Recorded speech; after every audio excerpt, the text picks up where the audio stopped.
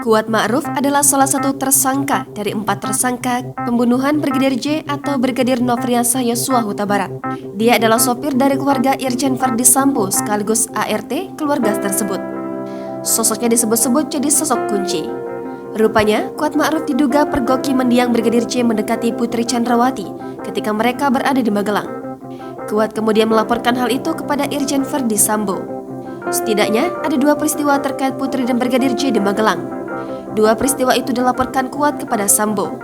Pertama adalah Kuat Ma'ruf memergoki Yosua berada di dekat Putri yang saat itu duduk di sofa. Hal itu terjadi pada Senin 3 Juli 2022. Kuat disebut sempat menegur Yosua yang menganggap tindakan itu tidak sopan. Peristiwa kedua terjadi pada hari Kamis tanggal 7 Juli 2022, yaitu sekali lagi memergoki Yosua berdekatan dengan Putri. Bedanya kali ini terjadi di dalam kamar. Kuat pun melaporkannya kepada Irjen Verdi Sambo yang sudah tiba di Jakarta. Kemudian, tepat pada Jumat 8 Juli 2022, rombongan Putri Chandrawati pulang dari Magelang menuju Jakarta.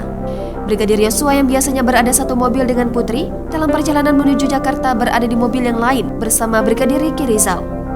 Di lain sisi, Putri Chandrawati berada satu mobil dengan Kuat Ma'ruf, Baradae, dan 1 orang ART bernama Susi. Jangan lupa subscribe, share, komen, dan like ya.